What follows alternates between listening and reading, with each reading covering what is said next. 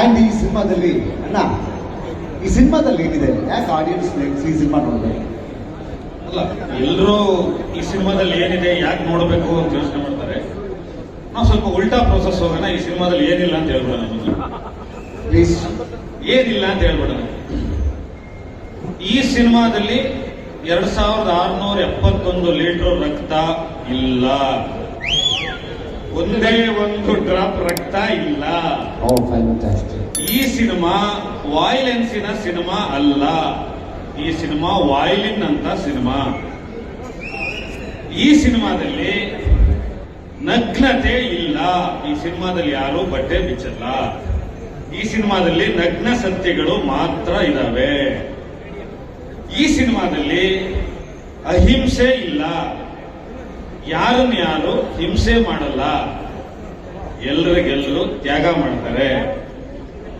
ಈ ಸಿನಿಮಾದಲ್ಲಿ ಯಾರು ದ್ವೇಷ ಮಾಡಲ್ಲ. ಎಲ್ಲರೂ ಎಲ್ಲರನ್ನು ಪ್ರೀತಿ ಮಾಡ್ತಾರೆ.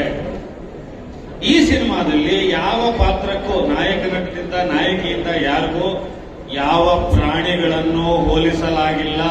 ಎಲ್ಲರೂ ಇಲ್ಲಿ ಮನುಷ್ಯರಾಗಿದ್ದಾರೆ. ಆ ತರದೊಂದು ಸಿನಿಮಾ. ಈ ಸಿನಿಮಾದಲ್ಲಿ ಏನಿದೆ ಅಂದ್ರೆ 27 ಗ್ರಾಮ್ ಇದೆ.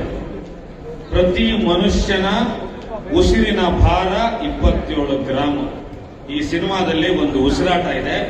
ಸಿನಿಮಾ ನೋಡಿದ್ಮೇಲೆ ನೋಡ್ತಾನೆ ಪಕ್ಕದಲ್ಲಿ ಕೂತಿರುವವನ ಉಸಿರಾಟ ನಿಮಗೆ ತಾಗಿದರೆ, ಆ ಪ್ರೇಮದ ಹುಡಿ ನಿಮಗೆ ತಾಗಿದರೆ ನಾವು ಗೆದ್ದಿದ್ದೀವಿ ಅಂತ ಅರ್ಥ.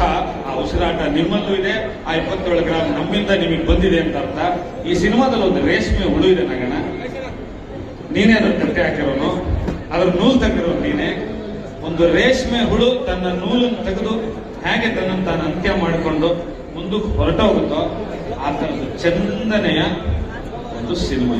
ಈ ಸಿನಿಮಾದಲ್ಲಿರೋದು ಇಷ್ಟೇ.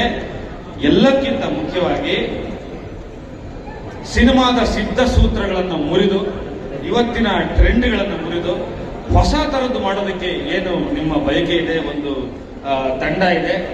ಈ ಸಿನಿಮಾದಲ್ಲಿ 2 ಡಿಂಪಲ್ ಇದೆ. ಒಂದು ಸ್ವಿಟ್ಜರ್ಲ್ಯಾಂಡ್ ನ ರಾಣಿ. ನೆಕ್ಸ್ಟ್ ಸೆಷನ್ ಅಲ್ಲಿ ಕತೆ ಹೇಳ್ಬಿಡ್ತೀನಿ ನಾನು ಈ ಸಿನಿಮಾದ್ದು. ಯಾಕೆಂದ್ರೆ ಎಲ್ಲರೂ ಕಥೆನೇ ಹೇಳಲ್ಲ. ನಾನು ಈ ಸಲ ಕತೆ ಹೇಳ್ಬಿಟ್ಟು ರಿಲೀಸ್ ಮಾಡೋಣ ಅಂತ ಅನ್ಕೋತಾ ಇದ್ದೀನಿ. ಪರ್ಮಿಷನ್. ಸ್ವಿಟ್ಜರ್ಲ್ಯಾಂಡ್ ನ ರಾಣಿ ಸಿಲ್ವಿಕಾ ಕ್ವೀನ್ ಅಂತಿದ್ಲು. ಆಕೆಗೂ ಕೂಡ ಡಿಂಪಲ್ ಇತ್ತು. ಆಕೆ ಪಾತ್ರ ಮಾಡಿರೋ ರಚಿತಾ ರಾವ್ಗೂ ಡಿಂಪಲ್ ಇದೆ. 2 ಡಿಂಪಲ್ಗಳು ಸೇರಿ ಈ ಸಿನಿಮಾ ಗೆಲ್ಸುತ್ತೆ ಕಿಟ್ಟಪ್ಪನ ಜೊತೆ ನಾನು ನಂಬಿದ್ದೀನಿ ಅಷ್ಟೇ. So sweet.